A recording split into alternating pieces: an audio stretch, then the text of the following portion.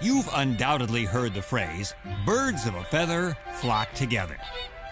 This particular swarm of flamingos lives in the Serengeti National Park in Tanzania, Africa. Why do they gather in such large colonies? Safety and protection.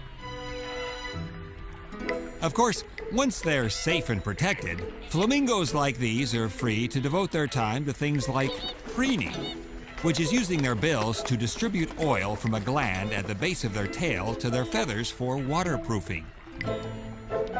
Another big reason that flamingos swarm like this is the need to display themselves for the purposes of breeding. Who knows what kind of romantic scenarios are playing out here as we watch them strut around? It's kind of like a singles bar, except outside, in natural light, and no alcohol. Speaking of swarms, here's a giant flock of Kilias, also known as the East African weaver bird. It's not hard to see why these birds are often mistaken for locusts. They swarm in groups that have numbered over 1 million. These particular Kilias are in the Okavango in Africa. They're less than 5 inches long and weigh just about half an ounce. But as a swarm, they can have an incredible impact on local farmers. A swarm can destroy up to 60 tons of grain in a single day.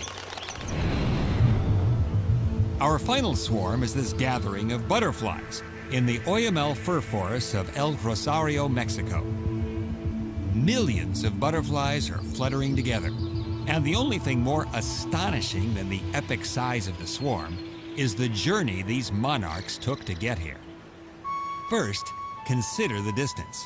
These delicate creatures fluttered 2,000 miles from the United States to get here. Now, ponder this astonishing fact.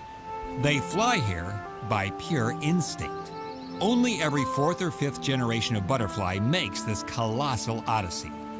These are probably the great-great-great-grandkids of the last generation of monarchs who flew down here to bond with their buds. So how do they know to make this migration? Scientists consider this one of nature's greatest mysteries.